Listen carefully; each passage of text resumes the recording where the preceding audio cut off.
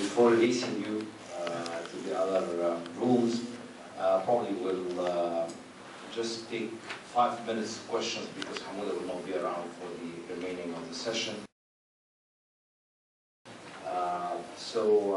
I just will start because taking into consideration the theme of this session is mainly focusing on infrastructure. Have you received any business and investment? I think that's the key message this conference is about to make. But also there is still, as to show this commitment, there is part of it about introducing some projects, particularly the projects that the government will be part of it in, and this mainly the infrastructure projects.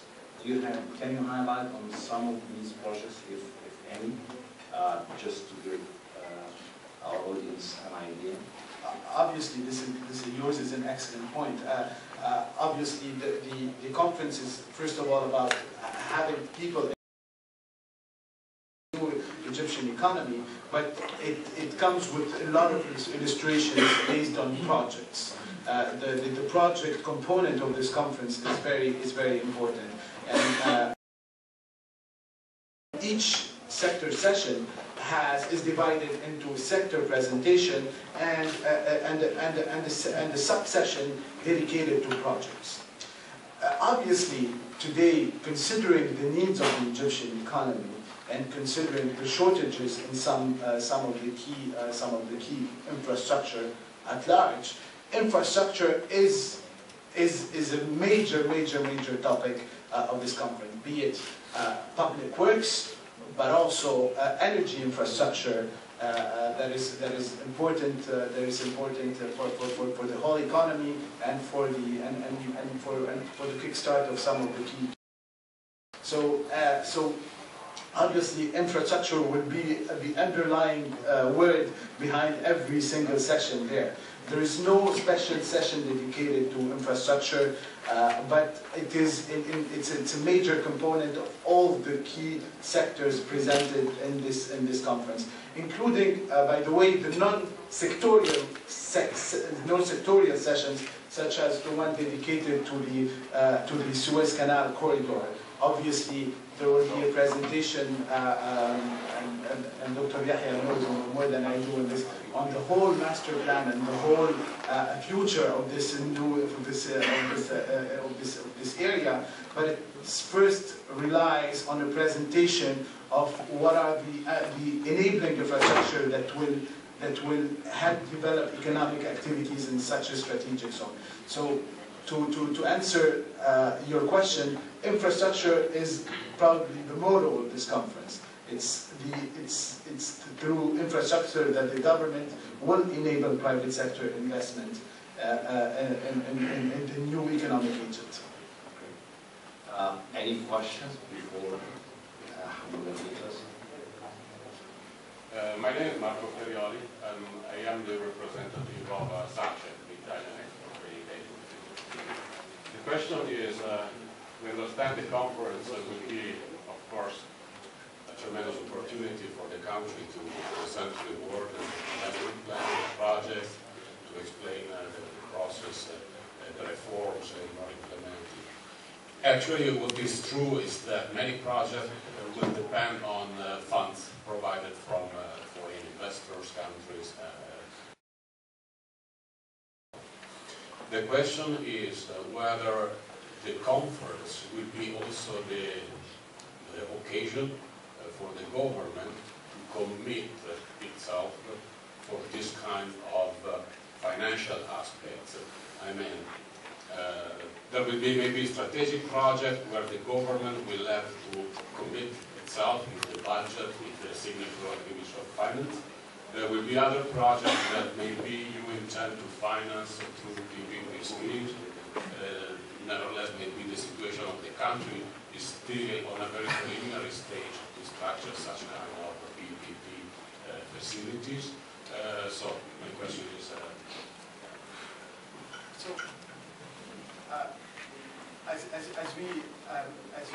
you may have noticed, the title of this conference is Egypt Economic Development Conference, and by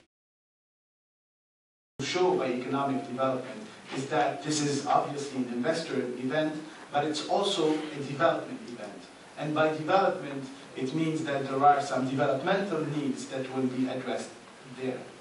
As to your point, obviously the financing issues are key here, and there are some key infrastructure, for example, for which financing needs to be found, and this is not going to be private sector financing, because some of this infrastructure is, to use a technical word, IRR negative. And this is why you have all the international financial institutions that are present there. These institutions are dedicated to that type of investments, the market failure type of investments, and they will be playing a key role in this. Obviously, this does not include all the infrastructure. There are some infrastructure investments that have positive returns and in which private sector can participate. But for the key infrastructure that doesn't have a positive return and that requires public sector financing, we believe that the presence and the very strong presence of the international financial institutions in this conference is there to address this issue. Of course, availability of financial institutions is such a big part of them. Of course, we will have the conference, we have lines with the country, and we are ready to support the Italian contract. But of course, what will be very important is to get at the conference a strong commitment from the Egyptian government to support the projects, also on the financial side. Not only to have a list of significant projects that would be very nice to have, but then marketability, flexibility, and feasibility, and not only the financing, but all right. Just let me comment quickly. I think the question is about the availability of funding and the commitment on the Egyptian side in that direction. In other words, because this is again an important issue for the bankability of such projects, particularly when it comes to the infrastructure. And I think the Egyptian government, I'm not talking on behalf of the Egyptian government, but some serious steps have been taken in that direction. For example, in the energy sector, and in relation with the energy sector and renewable energy, the government for the first time has committed itself to the tariffs for the coming 5 years, taking into consideration the foreign exchange risks and other risks. So this was a step forward. Secondly, I'm giving the energy sector as an example. Secondly, there has been a PPP arrangements on a BOT basis or otherwise, whether it's solar or whether on winds, and this has been also done in cooperation with international financial institutions and EBRD to make sure that these are bankable documents. We have already signed that. Part of this, some of these agreements will have the Ministry of Finance guarantee to honor and the obligations of the Egyptian government. I had a discussion, this is not for press, but I had a discussion with the Minister of Finance yesterday, and he was asking me a question indoors, whether it is possible, this is a totally different point, whether it is possible to have in the substance of law prepared a commitment of the Egyptian government not to increase in 10 years. So to that extent, even the government is willing to undertake, because we know that tax certainty is very important in type of these long-term projects. You need to know the taxes will not increase all of a sudden. So I think the part of the country, the government is going to give this commitment, and more important to show this commitment is to show bankable documents and enabling legislative framework. And I think this is one of the things they are working on, particularly in the infrastructure projects. And one of the, again, I'm giving an example of the energy sector. It's not the only sector. There has been a new law which about to be promulgated, about to be issued in a few days.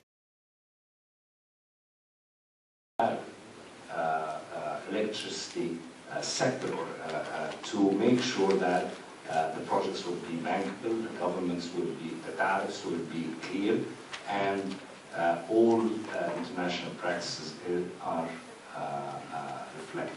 So that's, I hope this is part of the discussion. I think this is clear in the minds of the government and will be clear in the conference.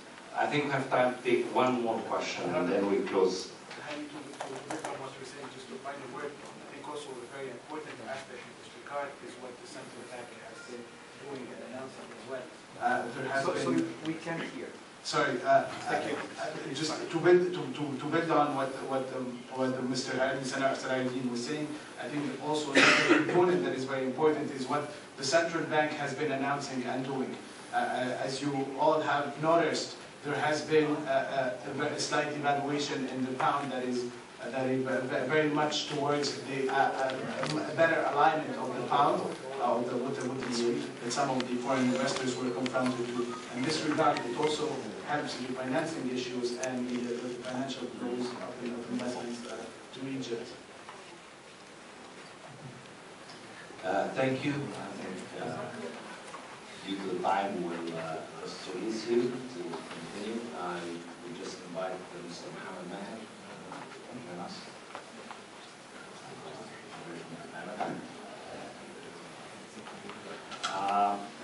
Now I shall move to our second speaker, Dr. Hassan Fahmy, the chairman of the Investment Authority, GAFI. And this is, I think Dr. Hassan will give us an overview of the investment environment in Egypt and some of the recent activities in that regard. Since I became a moderator, and I think I will not do the speech, I just would like to introduce or underline a message in relation to the investment. Just the situation to give you an idea, in the situation in Egypt in September 2014, in terms of the impediments of investment. And this is based on a report issued by the World Bank in September 2011. If you take the main impediments of investment in Egypt just 6 months ago, 9 months ago, you will find number one impediments was political uncertainty. And the past 9 months, Egypt has gone so far in that direction because at that time there was no elected president, there was no constitution, there was no parliament, and there was no also clear mandate to any government. This has become history now. You have more certainty because now you have an elected president, you have a constitution, clear one, supported by the majority. You have a mandated government, and the election is about to start. Though there are some constitutional hiccups, but I think it's about to start in 22nd of March. Even if there's a delay, it will not be more than a week or so. So by end of April, first week of May, I think the constitutional framework for Egypt will be very solid, very well established, and we will have a parliament, and we will have an elected government by that time. The second impediments at that time was security, and I'm talking about security, not about the issues with the border or Libya, or this is the security in terms of for the business environment. There has been a dramatic improvement in that direction, and I think this is not anymore on the list when it comes to the local security. The third impediment at that time, just 9 months ago, was the lack of macroeconomic policies. There was no clear direction where Egypt is heading to from a macroeconomic policies. Now this is, again, you have clear measures as how to deal with the deficit, with the foreign exchange policies, with the infrastructure, with the investment, with the other issues with the subsidies on the energy. This gave I think the conference will contribute, the coming conference will contribute more to that direction. There has been other issues like tax uncertainty. Again, that has been worked by the government, and now we have clear tax policies, and there might be again a new law in a week time to make it clear where we are heading to, including the VAT application. So that's again will give, it's another improvement on the dealing or handling the tax and the investment impediments. The fifth and final major impediment was the energy and the subsidies. And again, this has been tackled with the government and was one of the first decisions to be taken by the government in that direction. So that's happened only in 9 months. Now we are going back to the investments become the normal ones, see everywhere, and I think they are doable and we can overcome them. One is to do with the bureaucracy, or to do with the construction timelines, takes too long to build a project, and all of these normal things which the government now can handle and is focusing to handle.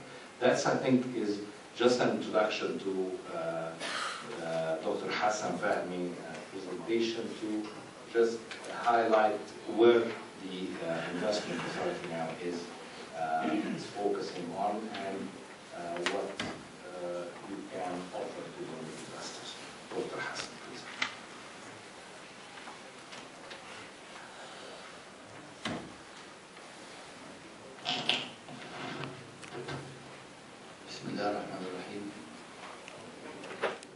For one of the issues, do certain reforms, legal reforms. One of them is to improve the rules, and there has been two issues in the investment.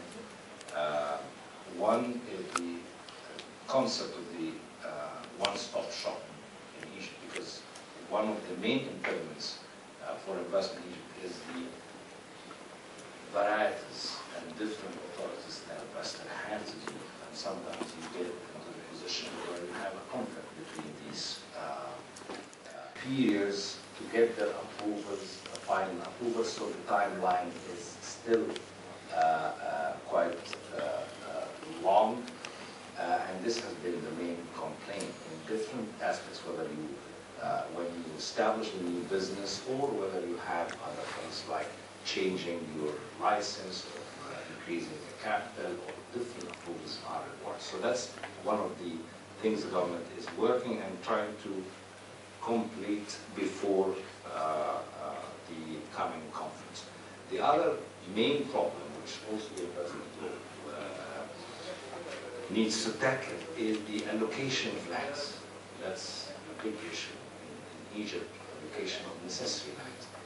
Despite the fact that the investment law itself mandate the government to have zoning for and pricing policies, clear pricing policies, but this has never taken place. So this is again something the government is working on, but I think it will not be ready soon, but at least there will be declared mandate very soon by the President of the government to have the zoning in 3 months' time. So at least there will be a full plan for allocation of lands and the use of these lands and the pricing of these lands, because this again has witnessed difficulty in investment income.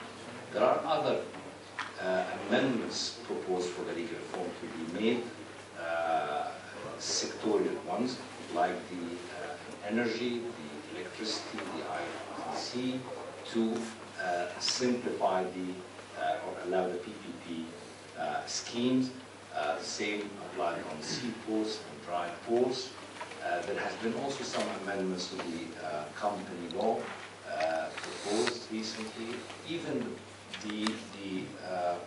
our criminal law, because there has been some impact, particularly the past 4 years, on the investment environment taken into consideration some minor crimes, we don't have the concept of the liability responsibility of the legal entity itself. So any type of violation of the law it goes after or the chairman or the managing director. That's created a lot of problems and a lot of hiccups for running the daily business.